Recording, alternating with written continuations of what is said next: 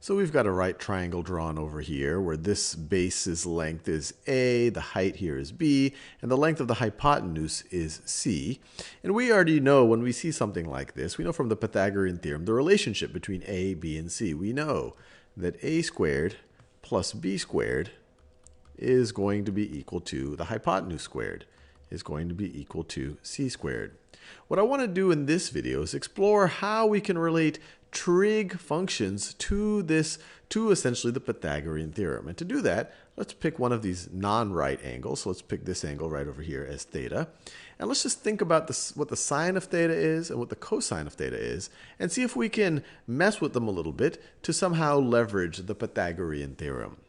So before we do that, let's just write down SOHCAHTOA, just so we remember the definitions of these trig functions. So sine is opposite over hypotenuse. Cosine is adjacent over hypotenuse. And TOA, tan is opposite over adjacent. We won't be using tan, at least in this video. So let's think about sine of theta. So sine of theta, I'll do it in this blue color. So sine of theta is what?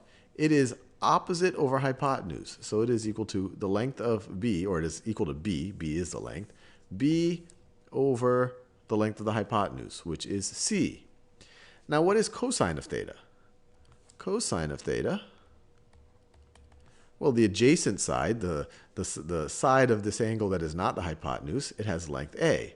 So it's the length of the adjacent side over the length of the hypotenuse. Now, how could I relate these things? Well, it seems like if I square sine of theta, then I'm going to have sine squared theta is equal to b squared over c squared, and cosine squared theta is going to be a squared over c squared. It seems like I might be able to add them to get something that's pretty close to Pythagorean theorem here. So let's try that out. So sine squared theta is equal to b squared over c squared. I just squared both sides. So over c squared. Cosine squared theta. Cosine squared theta is equal to a squared over c squared. So what's this sum? What's sine squared theta plus cosine squared theta? So sine squared theta plus cosine squared theta. Cosine squared theta is going to be equal to what? Sine squared theta is b squared over c squared. B squared over c squared plus a squared. Plus a squared over c squared. A squared over c squared, which is going to be equal to, well, we have a common denominator of c squared, and the numerator we have b squared plus a squared. B squared plus a squared. Now what is b squared and plus a squared? Well, we have it right over here. Pythagorean theorem tells us b squared plus a squared, or a squared plus b squared, is going to be equal to c squared. So this numerator simplifies to c squared, and the whole expression is c squared over c squared, which is just equal to 1.